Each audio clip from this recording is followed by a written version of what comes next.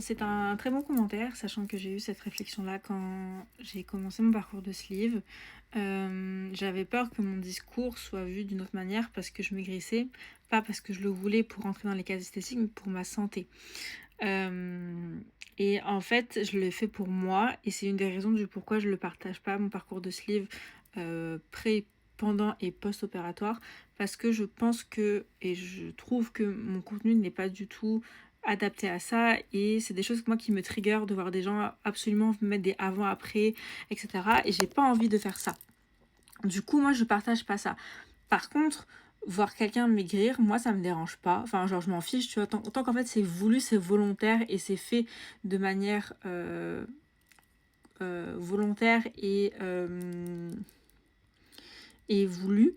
Je me répète, mais voilà, bref, j'espère qu'on me comprend. De manière à ce que c'est pas quelqu'un qui te force de l'extérieur ou c'est pas la société qui te force à maigrir, etc. C'est quelque chose que toi, t'as pris conscience, tu te dis, bah, j'aimerais maigrir pour X ou Y raison. Et d'ailleurs, les raisons ne nous regardent pas parce que c'est selon toi et tes tenants et les aboutissants.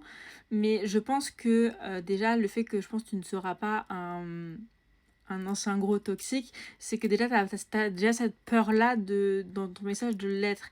Et je pense que quand on a cette peur-là, c'est qu'on sera encore plus vigilant sur nos propos et sur ce qu'on va dire. Moi, par exemple, je sais que mon action non grossophobe depuis ma perte de poids, c'est de pas en parler justement. Parce que justement, je trouve que ça n'a pas lieu d'être. Je trouve que le fait de prendre ou perdre du poids sur mon compte, pour ma personne, n'a pas lieu d'être et n'a aucune utilité sur mon compte. Voilà.